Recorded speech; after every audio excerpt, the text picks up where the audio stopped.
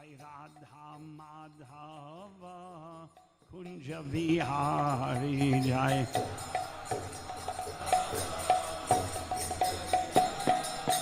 जय राधा माधव कुंज बिहारी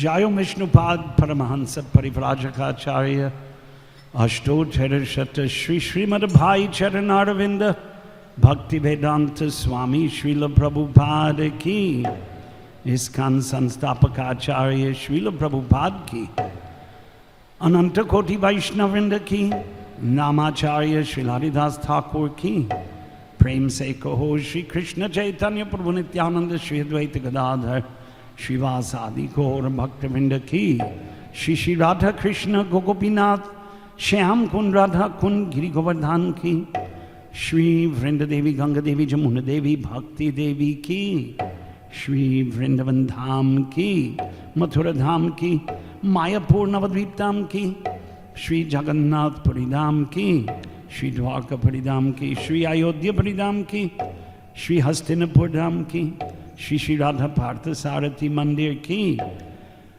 हरिनाम संकीर्तन की गौर प्रेमानंदे हरि हरि बोल समावेत भक्तवृंद की समावेत भक्तवृंद की समावेत भक्तवृंद की श्रील प्रभुपाद की हरे कृष्ण।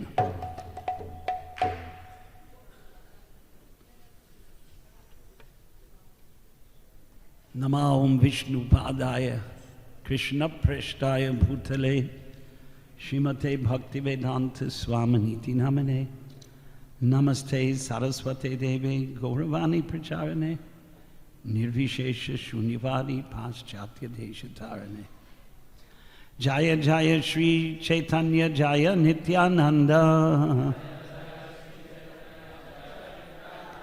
जय द्वैत चंद्र जय गौर भक्त वृंद। हिंदी जय जय श्री चैतन्य जय नित्यानंद जय द्वैत चंद्र जय गौर भक्त वृंद।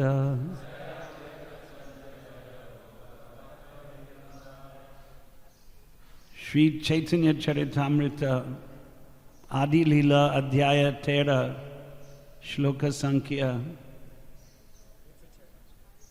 16 और 17 नहीं क्षमा करे वो 106 13 106 अंतरिक्षे देवगण गंधर्व सिद्धचारण स्तुति नृत्य करे वाद्य स्तुति नृत्य करे वाद्य गीत नर्तक वादक भात नवद्वीपे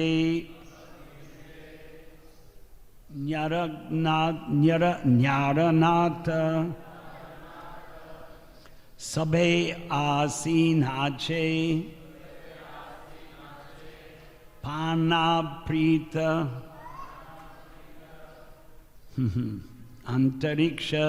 अंतरिक्षे देवगण गंधर्व सिद्धचारण स्तुति नृत्य करे वाद्य गीत नर्तक वादक भात नवद्वीपे न्यारनाथ सबे आसीनाचे पय्या प्रीत। ये फिर बोल सब लोगों को बोलना जरूरत नहीं है ना कि करना है क्या विधान है बोलेंगे बोलिए।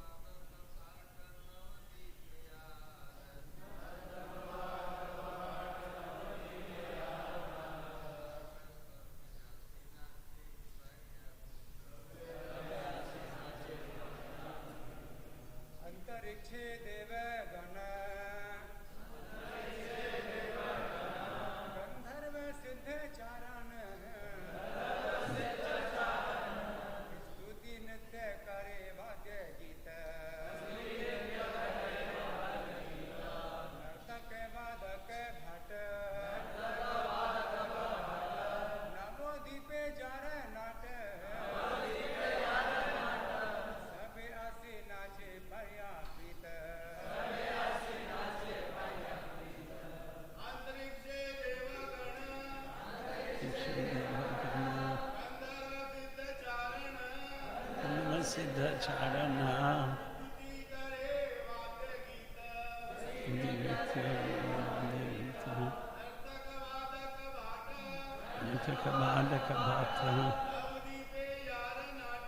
नवदीपे न्यारनाथ सबे आसी नाचे पाय प्रीत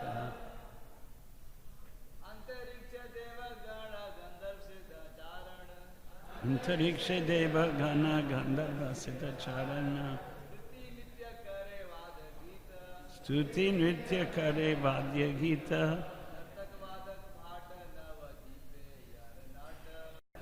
भात भात नवद्वीपे न्यारनाथ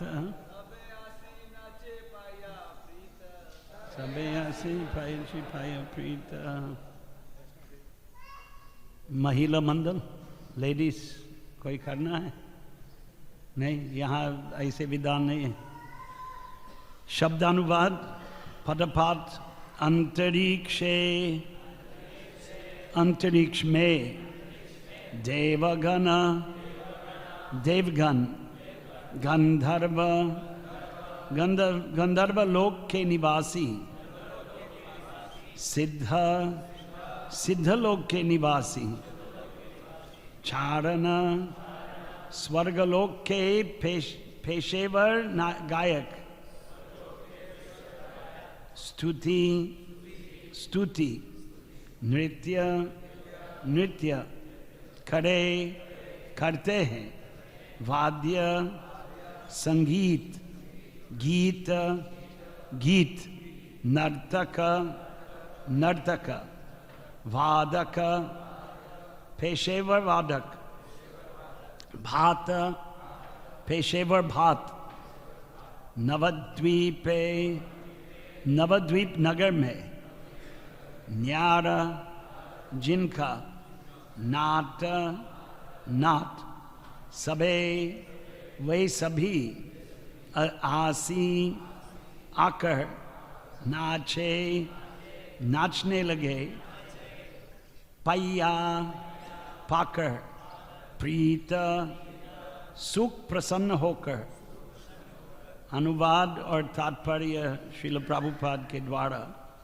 बाह्य अंतरिक्ष में सारे देवता जिनमें गंधर्व लोक सिद्ध लोक तथा चारण लोक के निवासी सम्मिलित थे स्तुति करने लगे और गीत गाकर तथा ढोल बजाकर नाचने लगे। इसी प्रकार नवद्वीप नगरी में सारे पेशेवर नर्तक गायक तथा भातक गण एकत्र होकर अत्यंत प्रसन्नता के मारे नाचने लगे। तात्पर्य जिस प्रकार स्वर्गलोक में पेशेवर गायक नर्तक और भात है उसी तरह भारत में आप भी पेशेवर नर्तक भात तथा गायक है जो सभी गृहस्थों के उत्सवों के समय विशेषतया जन्मोत्सव और विवाहों में एकत्र होते हैं। ये पेशेवर लोग हिंदुओं के घरों से ऐसे अवसरों पर दान लेकर अपनी जीविका चलाते हैं। ऐसे अवसरों का लाभ दान लेने के लिए हिजड़े भी उतारते हैं। यही उनकी जीविका के साधन है। ऐसे लोग न तो नौकरी करते हैं, न खेती करते हैं, न व्यापार। ये शांतिपूर्वक अपना उदर पोषण करने के लिए पास पड़ोस के मित्रों से दान लेते हैं। भात ब्राह्मणों का एक वर्ग है जो ऐसे उत्सवों में वैदिक शास्त्रों की उक्तियों के साथ गीत बनाकर आशीर्वाद देने जाते हैं। अभी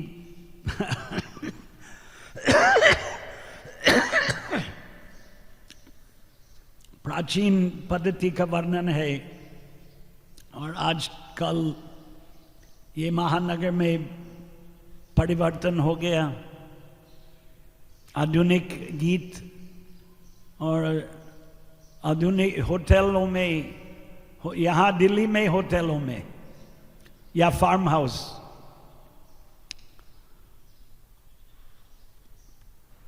तीन प्रकार के सुख भगवद गीता में वर्णित है, राजसिक, सात्विक, राजसिक, तामसिक। प्रभुपाद जी महाराज कहते थे कि ये कृष्ण भक्ति का पद्धति शुष्क नहीं है, भोगने का तरीका है। सात्विक भोगों का तरीका का वर्णन यहाँ भी हो रहा है। और नृत्य गान, हम भी नाचते हैं। जो तामसिक सुख के पीछे है वो भी नाचते हैं। श्री वाल्मीकि रामायण में जब हनुमान जी लंका पहुंच के सुंदरकांड के आरंभ में, तो आप मालूम नहीं आप लोग कितने, यहाँ सुंदरकांड प्रसिद्ध उत्तर भारत में खास, लेकिन वाल्मीकि का नहीं, तुलसी रामायण। वाल्मीकि रामायण में विस्तृत वर्णन है। हनुमान जी रावण के महल में प्रवेश किया सीता के खोज में, और उन्होंने सब रावण की नारियां, रावण की पत्नियां बेहोश मदिरा पान या मादक पदार्थों का सेवन करके सो रहे थे। उसका विस्तृत वर्णन होते हैं कि इधर उधर पहिया वस्तु दिखाई दे रहे थे, फूल माला जो पहने हुए थे इधर उधर बिखरे हुए थे। ऐसे ही तामसिक आनंद का वर्णन, राक्षसों का आनंद, मादक पदार्थों का सेवन और नाचना और गाना। और सात्विक आनंद का भी नाचना और गाना होते हैं। आज के इस चैतन्य चरितामृत के श्लोकों में ये भी सिद्ध है। देवलोक, देवता सब सात्विक है। ऊर्ध्वम गच्छन्ति सत्वस्ता, जो सात्विक अपना जीवन बनाते हैं और जो मोक्ष प्राप्त नहीं करते हैं, क्योंकि मोक्ष का प्राप्ति इतना आसान नहीं है। प्रभुपाद जी महाराज ने भी अपने लेखों में भी, उनके सामने भी कई उनके शिष्यों दिवंगत हो चुके थे और प्रभुपाद व्याख्या किया था। ये जयानंद के बारे में, जो उनके एक प्रधान शिष्य थे, सबसे प्रधान अलग चीज है, लेकिन बहुत शिष्यों के बीच में प्रसिद्ध शिष्य थे जो प्रभुपाद जी महाराज को जगन्नाथ रथ यात्रा महोत्सव पाश्चात्य देशों में स्थापित करने के लिए सहायता किया। तो उन्होंने प्रभुपाद जी महाराज के पहले देह त्याग किया। तो प्रभुपाद महाराज एक उनको खत लिखा। कैसे खत लिख सकते कोई दिवंगत व्यक्ति को? सामान्य व्यवहार में ये नहीं होते हैं, है कि नहीं? नहीं होते। लेकिन एक शिक्षण देने के लिए दूसरे शिष्यों को, हम लोगों को, प्रभुपाद जी महाराज ने जयानंद को एक खत लिख दिया कि अगर आपके भौतिक भोगों की इच्छा थे तो आप स्वर्गलोक जाएंगे और दीर्घ काल तक भोगेंगे, और अगर आप सब भौतिक भोगों की इच्छा छोड़ दिया और कृष्ण भगवान पर मृत्यु के काल में अपना ध्यान केंद्रित किया तो आप भगवान के नित्य लीला में प्रवेश किया। ऐसे प्रभुपाद जी लिखा, उन मत प्रकट किया। तो ऊर्ध्वम गच्छन्ति सत्वस्था, ऊर्ध्व का अर्थ है ऊपर नीचे, ऊपर।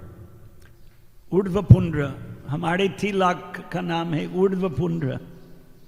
पुनर चिन्ह, पुनर शब्द का पर्यायवाची चिन्ह है, ऊर्ध्व ऊपर जाने वाले चिन्ह। ऊर्ध्वम ऊपर, गच्छन्ति वो सब जाते हैं, बहुवचनम। ऊर्ध्वम गच्छन्ति सत्वस्था, जो सात्विक अपने जीवन बनाते हैं।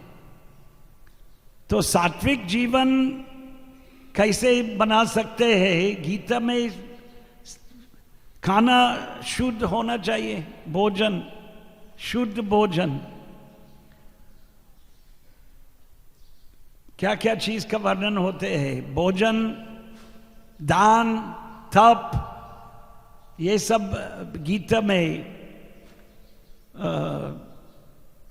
गीता के अंतिम विभाग में 17वें अध्याय, 18वें अध्याय, 16वें, ये सभी अध्यायों में क्या सात्विक है, क्या राजसिक है, क्या तामसिक है, कृष्ण भगवान अर्जुन को समझाया विस्तृत रूप में। यजन्ते सात्विका देवान, जो सात्विक है देवता की पूजा करते हैं। यक्ष रक्षांसी राजसाहा, राजसिक लोग इसी लोगों के वीरों के उपासना करते हैं। जैसे अभी किसका उपासना चलते है उसका नाम नहीं ले सकते, जो हम समझते हैं प्रधानमंत्री बनाएंगे। यजन्ते रक्ष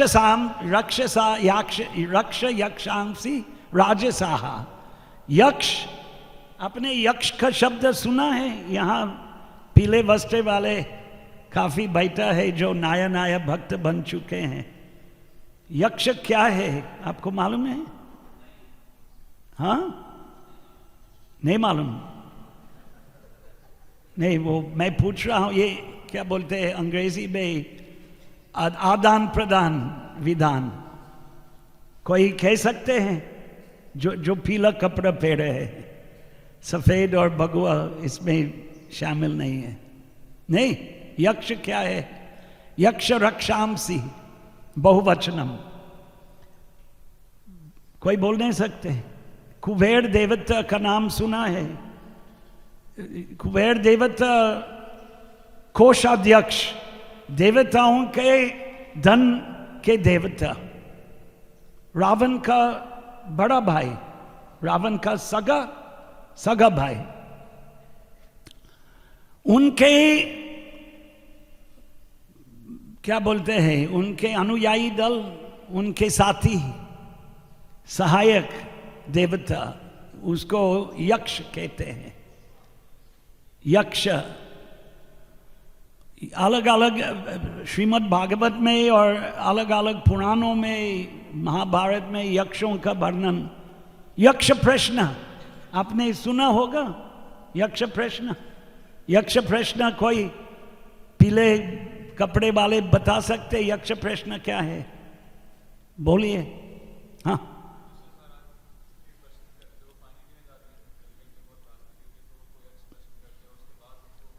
यक्ष प्रश्न का नाम कैसे हुआ?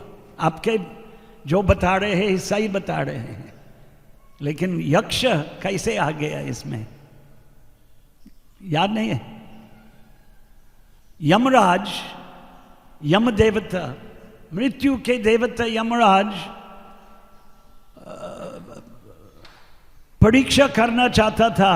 जय श्री श्री राधा पार्थ सारथी की जय, श्री श्री श्री श्री श्री गौर निताई की जय, श्री श्री श्री सीताराम लक्ष्मण हनुमान जी की जय।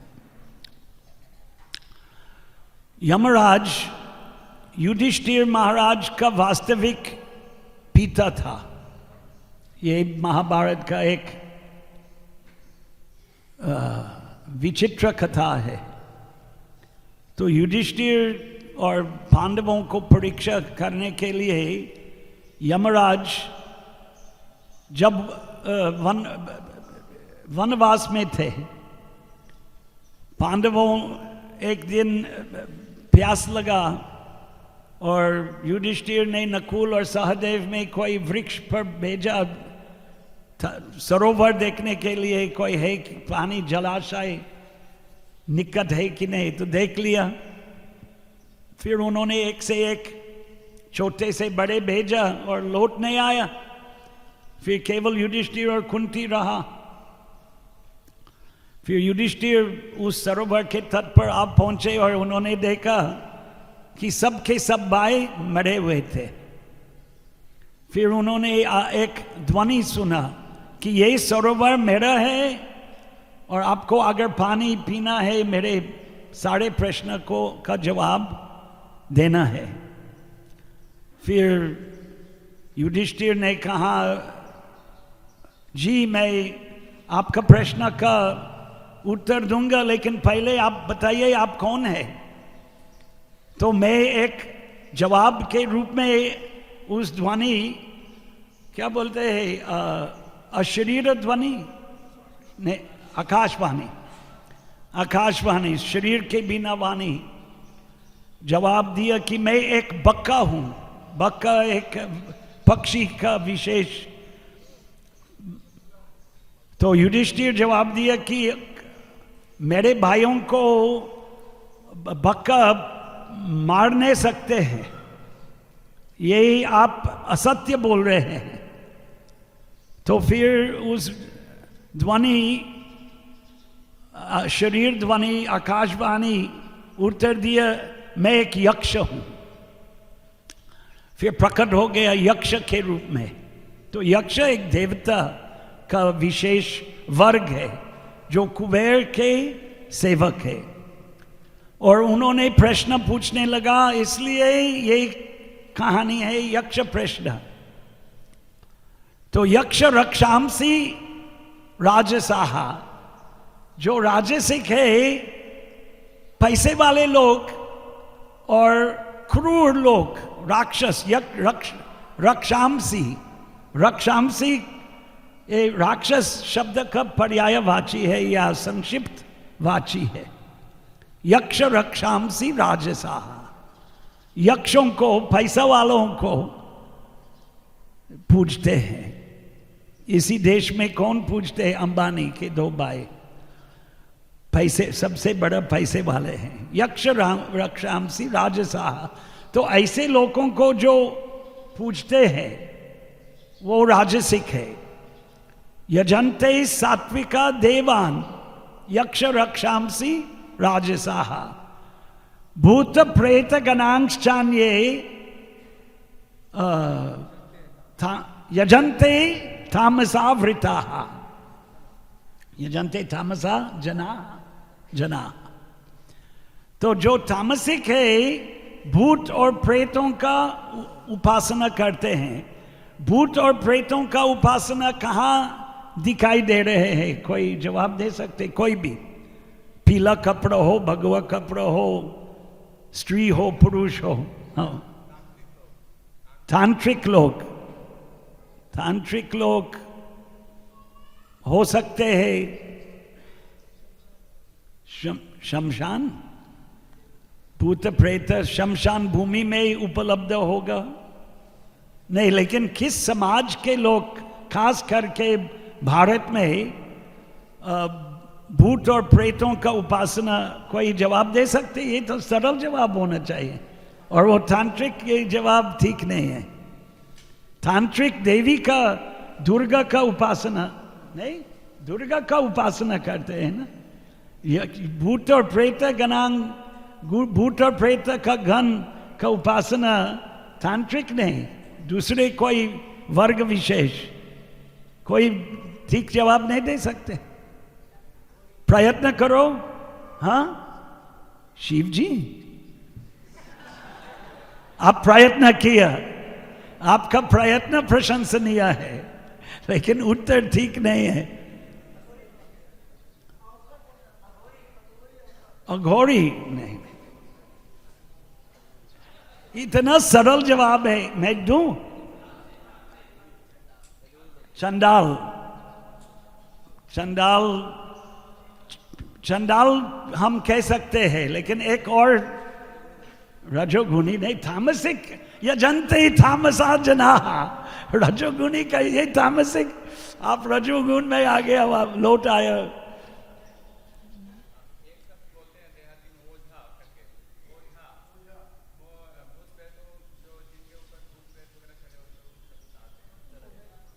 अरे बाबा, एक सरल शब्द है वनवासी। वनवासी, इस देश में कितना वनवासी है? बहुत है। एक एक प्रांत में वनवासी है, एक एक प्रांत में। हमारे गुजरात प्रांत में डांग जिला ने पंचमहल जिला, जिलों वनवासी, जंगल जंगल। इस देश में जंगल, दंडकारण्य कितना भी। ये मध्य प्रदेश में भील बोलते हैं ना, भील। ये सब जाति विशेष भूत और प्रेतों का उपासना करते हैं। आप लोग ये नहीं जानते? हरे कृष्ण, अभी आप जानते हैं। भूत प्रेत गणांश्चान्य, ऊर्ध्वम गच्छन्ति सत्वस्ता, मध्ये तिष्ठन्ति राजसाः। जो सात्विक है अगला जन्म में देवलोक में जन्म लेते हैं, और राजसिक जो है मध्य तिष्ठन्ति, इसी स्थान में रहेगा। मध्य तिष्ठन्ति राजसाः, अधो गच्छन्ति तामसाः। तो वनवासी का जन्म पशु जन्म, पशु तुल्य जन्म है। भूत और प्रेतों का उपासना और वैदिक संस्कृति का पालन नहीं करते हैं। ठीक बात है, चंडाल भी नहीं करते हैं, और हम विदेशी म्लेच्छ और यावन भी नहीं करते हैं। वैदिक संस्कृति का, घर घर में वैदिक संस्कृति नहीं है विदेश में। प्रभुपाद जी महाराज कहते थे कि 5000 साल पहले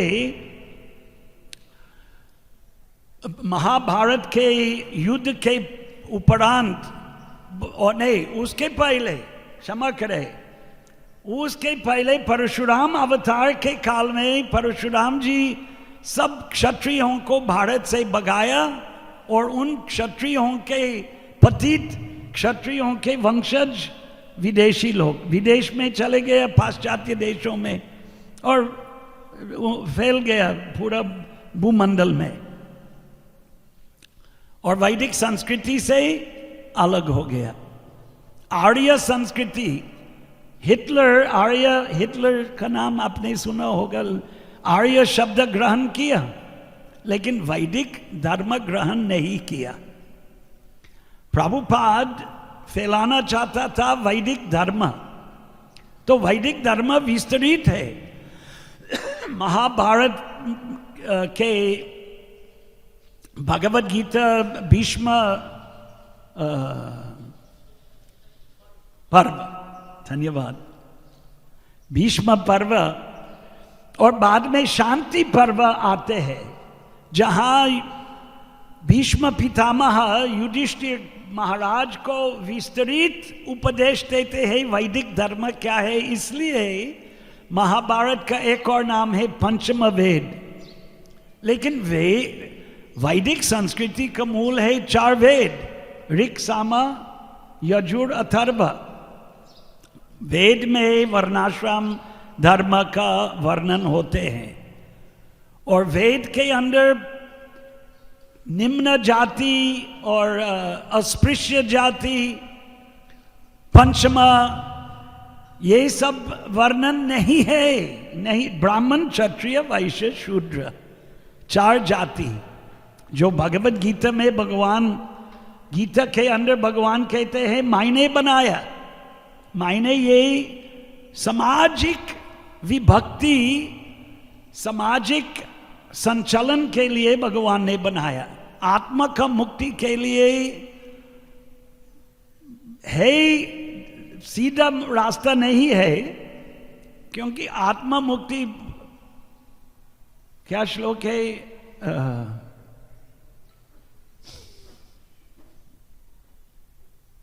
मनुष्यानाम सहस्रेषु कश्चित यतति सिद्धाये।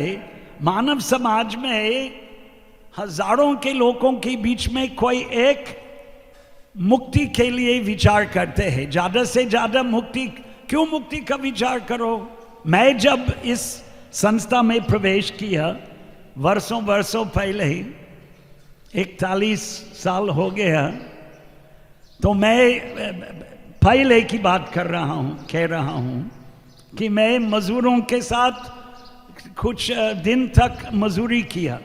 मजदूर गुजराती, हम गुजरात में रहते हैं तो थोड़ा गुजराती भाषा का प्रभाव है हिंदी भाषा में। आप यहाँ मजदूर बोलता होगा, मजदूर। तो मजदूरी करता था और मैं उसी काल में ही मंदिर जाने लगा, वहाँ विदेश में इस्कॉन मंदिर, और रोज गीता का पाठ होते थे अंग्रेजी में। गीता का संस्कृत श्लोकों का पाठ नहीं होते थे, लेकिन एक अध्याय रोज शाम को होता था और एक श्लोकों पर प्रवचन होते थे, ठीक है। और उसके बाद हम लोग गरम दूध मिलते थे। गरम दूध जैसे विचार विदेश में कहाँ था? यहाँ भी नहीं है। यहाँ है ग्रामीण प्राचीन पद्धति, आधुनिक पद्धति नहीं है।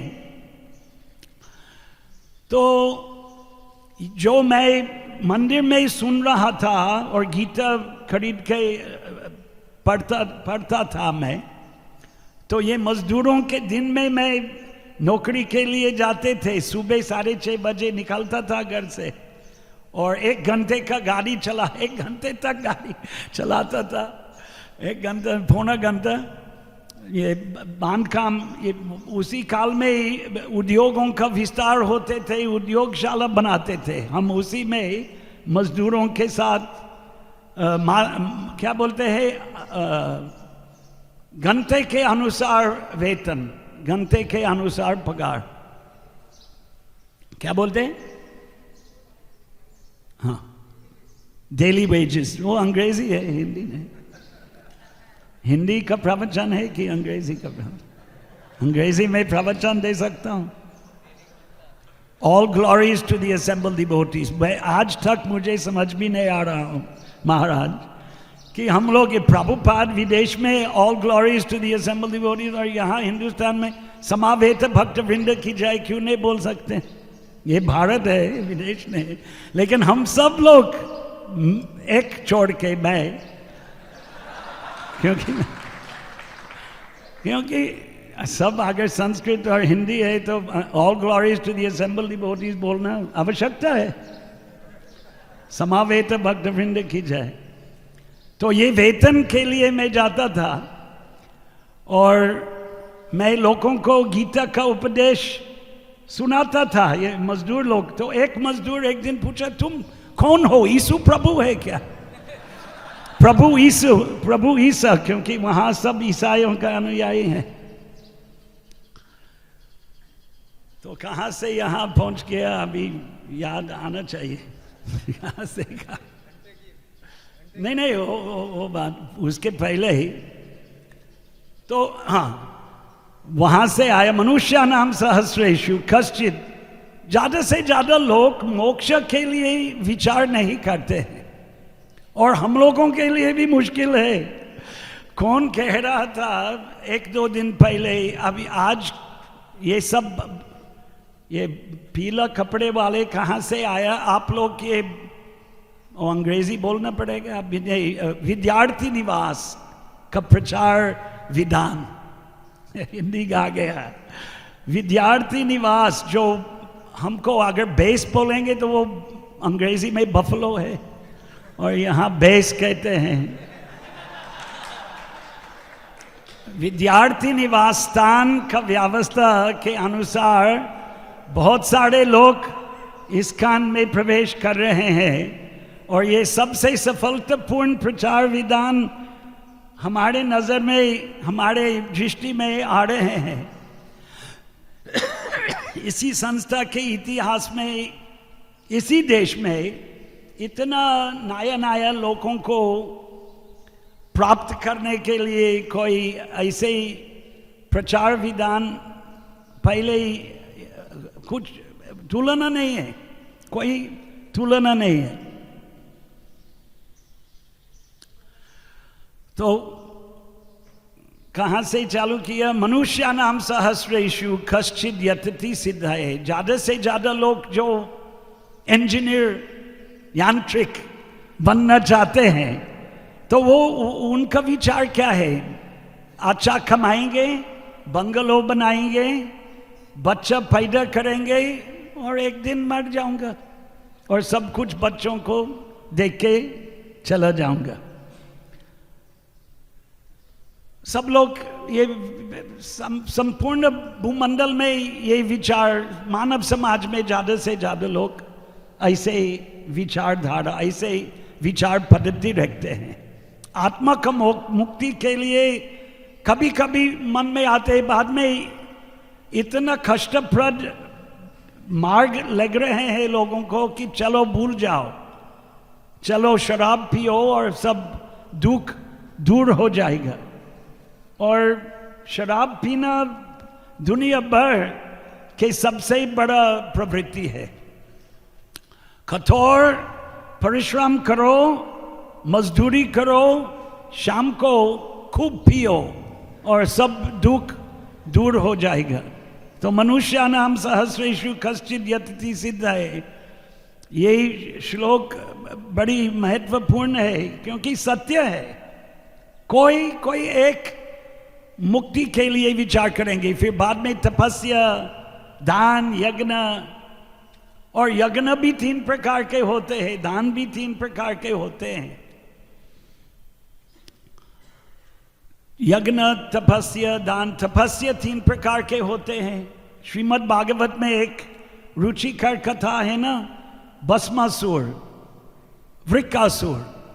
आपने यही कहानी सुना होगा। शंकर भगवान को अपना शरीर को काट के एक बाघ अर्पण करने लगा, जीवित शरीर उसने काटने लगा। तो शंकर भगवान प्रकट हो गया, आशुतोष। शंकर भगवान के एक और नाम है आशुतोष। तुष्टि शीघ्र ही हो जाते हैं। तो आपको क्या चाहिए? तो मैं जिनके हाथ पर रखूंगा उनको भस्मीभूत हो जाएगा, ऐसे वर दीजिए मुझको, ये भस्मासुर वृकासुर ने कहा। तो शंकर भगवान तथास्तु। तो वृकासुर तुरंत ही शंकर को स्पर्श करने के लिए प्रयास किया। तो इसमें राक्षसों के वर्णन, कोई भी कृतज्ञता नहीं है। जो वर देते हैं उनका भी विनाश करने के लिए प्रयत्न करेंगे।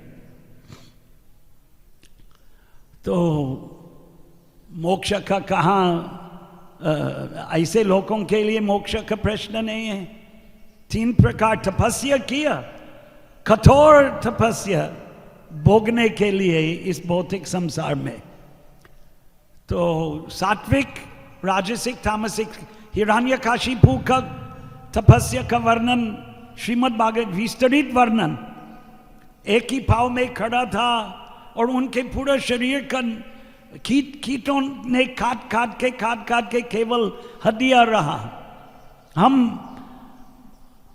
हम लोग तो 15 मिनट तक एक पांव में खड़ा नहीं रह सकते हैं।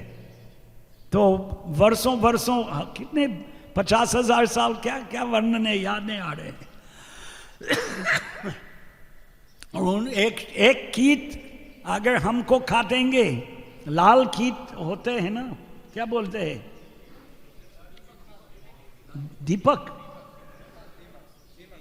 दीमक कहते हैं। लाल रंग के कीड़ी, चींटी, लाल चींटी अगर हमको काटेंगे तो हो चिल्लाते हैं ना, बहुत लगते हैं। तो आप कल्पना कर सकते हैं कि एक स्थान पर खड़ा रहा और उनके पूरा शरीर खा लिया ऐसी चींटियों ने। हम कल्पना नहीं कर सकते हैं। किसके लिए? भोगने के लिए इस संसार में। तो ये तामसिक तपस्या का वर्णन है, एक दृष्टांत है तामसिक तपस्या। हाँ, तो आज का विषय थोड़ा सा छूट गया। आज का विषय कैसे छूट गया? सात्विक, राजसिक और तामसिक भोगों का कुछ विचार विमर्श में देवता सात्विक है, यजन्ते देवता, यजन्ते देवता, यजन्ते सात्विकान देव, और देवलोक में चले जाते हैं, ऊर्ध्वम गच्छन्ति सत्वस्ता। त्रयी माम सोमपाप पूत पापा यज्ञैर इष्ट्वा स्वर्गतिम प्रार्थयन्ते। त्रयी वेद, त्रयी विद्या, जो वेदों का विद्या ग्रहण किया, हम लोग उसमें नहीं है, हम वेदाध्ययन नहीं किया, करना चाहिए। गुरुकुल का अर्थ क्या है? आज का हमको गुरुकुल IIT की तरह बनाना है, लेकिन वास्तविक गुरुकुल का वर्णन कहाँ होते हैं? कृष्ण भगवान स्वयं सांदीपनि, जो काशी के निवासी थे, भागवत में 10वें स्कंद में काशी के निवासी थे, अवंती में निवास करने लगे, जो आजकल उज्जैन कहते हैं। उद्यान, राजा लोग ने बहुत उद्यान बनाया तो उज्जैन नाम आ गया, लेकिन प्राचीन नाम अवंती। कृष्ण और बलराम वहां जाके वेद अध्ययन, 64 कला, एक मंत्र एक बार सुन के कंठस्थ किया। मंत्र कंठस्थ करने के लिए ईशावास्यमिदं सर्वम, ईशावास्य बारंबार बोलना है, सुनना है। कृष्ण और बलराम सारे वेदों को एक ही बार।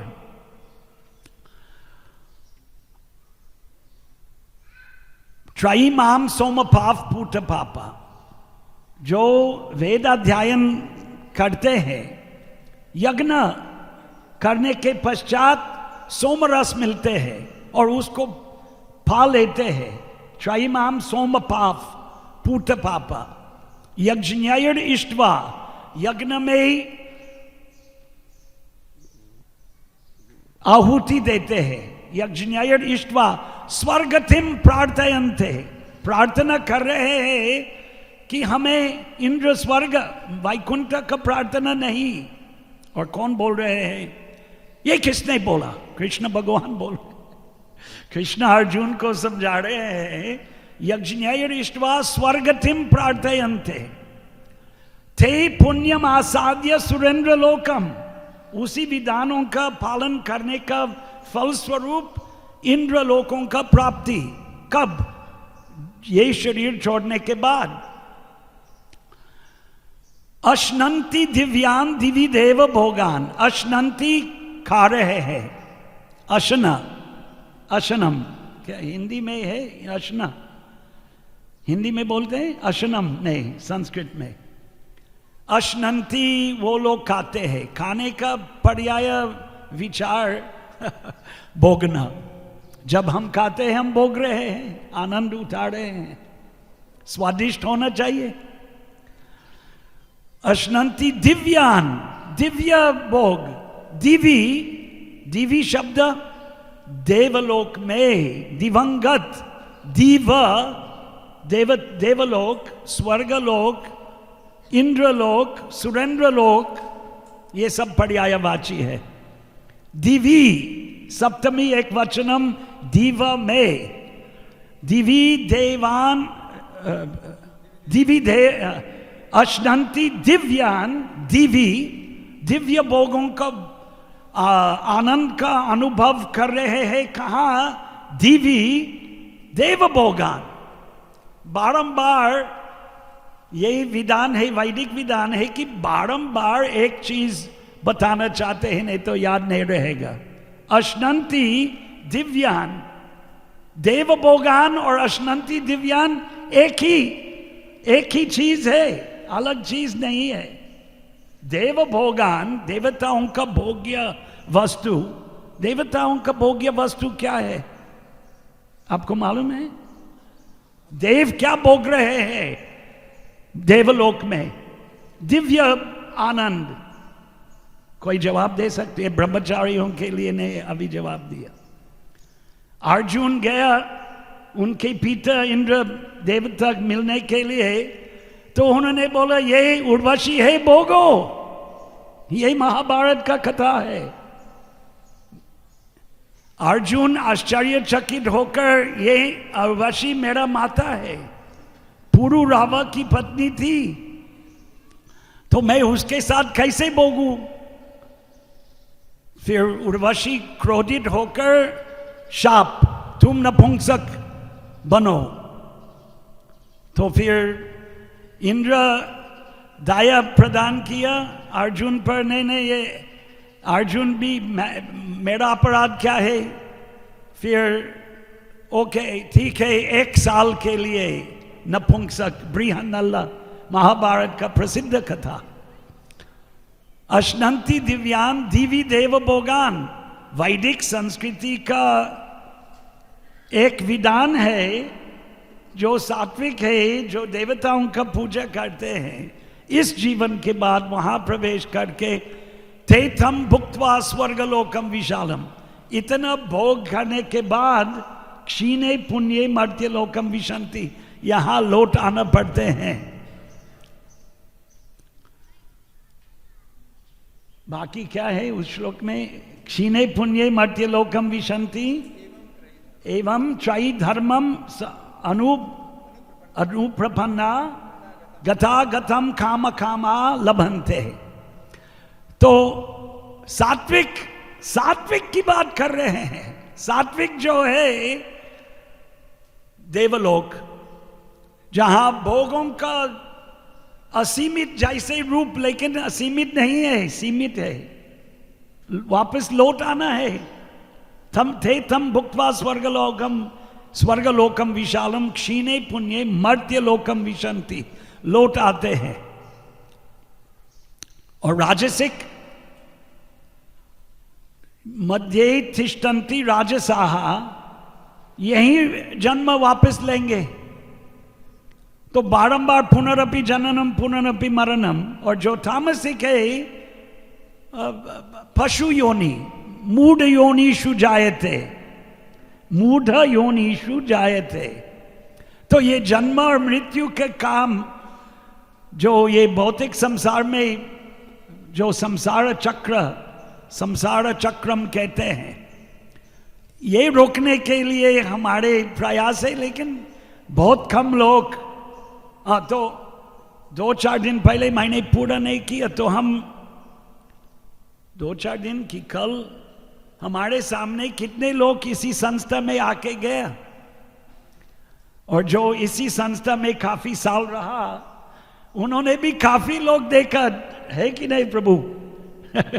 यदुकुलेश्वर कितने लोग ये मंदिर से कोई जिंदगी भर रोचन प्रभु अभी हमारे सामने चले गया, पिछले महीने में हम आया। कोई ऐसे थे जो जीवन भर संस्था में रहा, लेकिन आने जाने तो बहुत लोग हो गया, आया गया। मनुष्यानाम सहस्रेषु कश्चिद यतति सिद्ध है यतताम अपि सिद्धानाम कश्चिन माम वेति तत्वतः। भगवान को कौन जानते हैं ठीक रूप से? चंचल ही मना कृष्ण, इसलिए मन चंचल है। और मुझे मालूम है मेरा मन भी चंचल है। अर्जुन बोलते हैं मन चंचल है, तो हम लोगों का क्या कहना है कि नहीं? हम लोगों का क्या कहना जब अर्जुन जैसे दिव्य पुरुष, दिव्य व्यक्ति, प्रशंसित, अर्जुन का प्रशंसा का कोई सीमा है? महाभारत में उसके कोई सीमा नहीं है। और वो कहते हैं हे प्रभु मन चंचल है। और ये विधान जो आप बता रहे हैं, ये क्या कहते हैं? अव्यावहारिक। अभी शब्द का याद नहीं आ रहे हैं। चंचल ही मन कृष्ण प्रमाति बलवद दृढ़म तस्याहम निग्रहम मन्ये वायुरिव सुदुष्करम। फिर अगला श्लोक, प्रमाति बलवदृढ़म असंशयम महाबाहो मनोदुर्निग्रहम चलम। नहीं नहीं, वो उत्तर है कृष्ण भगवान का। अर्जुन क्या कहा? दूसरा एक श्लोक है ना? नहीं नहीं, इसके बाद गीता है, खोलना पड़ेगा। नहीं, एक और दीजिए दीजिए। ओह, प्रभु जी गीता का विशेषज्ञ है। चंचला ही मन कृष्ण प्रमाति बलभद्रधम तस्याहम निग्रहम मन्ये वायुर इव सुदुष्करम। उसके पश्चात, हाँ उसके पहले, फिर हाँ उसके पहले होगा योयम योगस्त्वया प्रोक्तः साम्येन मधुसूदन एतस्याहम न वक्ष्यामि चंचलत्वात् स्थिरिम स्थिराम। फिर प्रमाति बल अव्यावहारिक का कहाँ? अव्यावहारिक कौन सा? अंग्रेजी में अव्यावहारिक शब्द का अनुवाद किया प्रभुपाद ने। श्लोकों का संख्या प्रभु, योयम योगस्त्वया प्रोक्तः साम्येन मधुसूदन सुदुष्करम।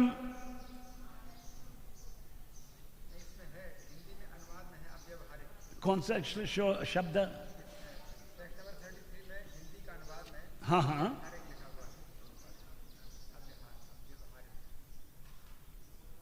नहीं कौन सा शब्द? संस्कृत शब्द क्या है? हिंदी अव्यावहारिक है। संस्कृत में ऐसा शब्द नहीं है। नहीं, अव्यावहारिक और यहाँ नहीं है। अच्छा, शब्द अनुवाद में पदपाठ में नहीं है। असहनीय है। योयम योगस साम्येन मनुसूदन एतस न पश्यामि, मैं देख नहीं सकता हूं। तो उसका चंचलत्वाद स्थितिम स्थिराम। प्रभुपाद अव्यावहारिक, इम्प्रैक्टिकल, यहाँ इम्प्रैक्टिकल एंड अनइंड्यूरेबल, न पश्यामि। ओके, तो अर्जुन के समझने में ये योग पद्धति मुक्ति प्रदान करने वाला पद्धति नहीं है। वो कह रहे हैं संक्षिप्त में, काल व्यतीत हो गया। अर्जुन के लिए अगर कष्टप्रद है तो हम लोगों के लिए क्या कहना? ये तात्पर्य है, ये प्रस्ताव है। कृष्ण उत्तर दिया, बारंबार अभ्यासेन तु कौन्तेय वैराग्येन च गृह्यते। तो ये अभ्यास एक जीवन में अगर ठीक ढंग से करेंगे मुक्ति प्राप्त हो सकते हैं। इसके बारे में प्रभुपाद ने व्याख्या दिया। बहुत आशा है, हमारे बड़ी आशा है कि हम मुक्ति प्राप्त करेंगे, क्योंकि अंतिम क्षण में कृष्ण का, भगवान का स्मरण करना चाहिए।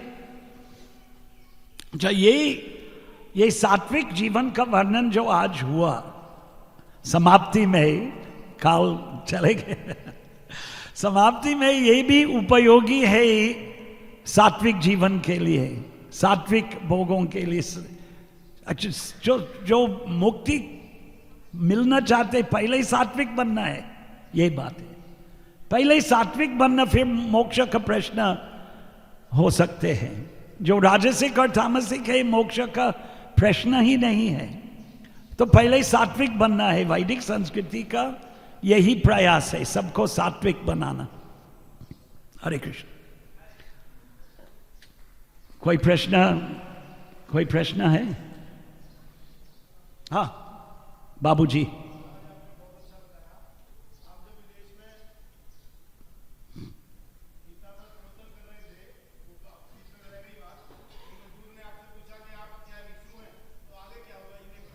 नहीं, वो दृष्टांत इसलिए बताया कि ज्यादा से ज्यादा लोगों के आध्यात्मिक जीवन में रुचि नहीं है। भौतिक भोगों के भौतिक भोगना है, वो 3 प्रकार के भोग है, सात्विक भोग, राजसिक भोग और तामसिक भोग। तो आजकल न केवल यहाँ, न केवल विदेश में, यहाँ मजदूरों के लिए भोग का अर्थ है बीड़ी या शराब। भक्ति सिद्धांत सरस्वती ठाकुर एक बीड़ी बनाया मजदूरों के लिए। ये कहानी लोग यहाँ नहीं जानते हैं। कटक उड़ीसा में जब मंदिर बन रहे थे प्रभुपाद जी के गुरु जी के काल में, तो मजदूरों को उत्साहित बनाने के लिए उसने भी बीड़ी बना के दिया, खूब पियो बीड़ी, क्योंकि मजदूरों का यही भोग है, तामसिक भोग, लेकिन उसमें से आनंद मिलते हैं, उत्साह मिलते हैं जीवन के लिए, है कि नहीं? आज शाम तक हम खूब पिएंगे और भोगेंगे का विचार बहुत लोकप्रिय विचार है मजदूरों के बीच में और बड़ी बड़ी पैसा वालों के बीच में। पहले ऐसे नहीं थे। पहले इस देश में बड़ी बड़ी ये पैसे वाला गुप्त व्यापारी दान देने में आनंद मिल, अभी भी है, अभी भी कोई ने बहुत, ये वैश्य समाज में दान देने में स्पर्धा भी होते हैं और वो लोग सात्विक रहते थे, वो लोग भी भक्त था। अच्छा, एक और वर्णन है कि ब्राह्मण सात्विक है, क्षत्रिय राजसिक है, वैश्य राजसिक और तामसिक, और शूद्र तामसिक। लेकिन कोई शूद्र बिल्कुल सात्विक होते हैं, कोई वैश्य बिल्कुल सात्विक। लेकिन व्यापारी का सारे प्रयत्न कमाना, तो फिर सात्विक कैसे हो सकते हैं? तो ये क्या है, व्यक्तिगत और व्यापक 2 प्रश्न होते हैं। व्यापक रूप से व्यापारी समाज कमाने में व्यस्त है और आत्मा का मोक्ष के लिए विचार कम करते हैं, लेकिन ऐसे नहीं थे। रामानुजाचार्य के एक गुरु थे, एक व्यापारी समाज के प्रसिद्ध, रामानुज संप्रदाय में प्रसिद्ध है, कांचीपूर्ण करके उनके मार्गदर्शक, हम वर्तमान प्रदर्शक गुरु कहते हैं प्रभुपाद उसके बारे में। तो वो कांचीपूर्ण था, व्यापार समाज के थे, ब्राह्मण नहीं थे। और रामानुजाचार्य 4 वैष्णव आचार्यों के बीच में एक। तो उसका कहने का तात्पर्य है कि व्यापक रूप में वैश्य समाज के लोग तामसिक और राजसिक दोनों है, उसमें से ज्यादा प्रभावित होते हैं। लेकिन कोई दिव्य पुरुष उसी समाज में, कोई बड़ी अरबों पति व्यक्ति सब कुछ छोड़ के सन्यासी, कभी ऐसे कहानी सुना जाता है। कोई कहते हैं कि सन्यासी केवल ब्राह्मण जाति से होना चाहिए, ये भी एक विचार है और हमारा विचार नहीं है। हमारा विचार सन्यास आश्रम कोई व्यक्ति स्त्रियों को नहीं, पुरुषों को ग्रहण कर सकते हैं। तो ज्यादा से ज्यादा मजदूर तामसिक भोगों के और इसलिए क्या बोलते हैं, ये आध्यात्मिक विचार में रुचि नहीं रहते हैं, इसलिए क्या बोलते हैं, उपहास किया कि तुम यीशु प्रभु है क्या, कि आप ये आध्यात्मिक उपदेश दे रहे हैं हमको। धन्यवाद। और कोई प्रश्न है? हरे कृष्ण। श्री चैतन्य चरितामृत की जय। हरे कृष्ण।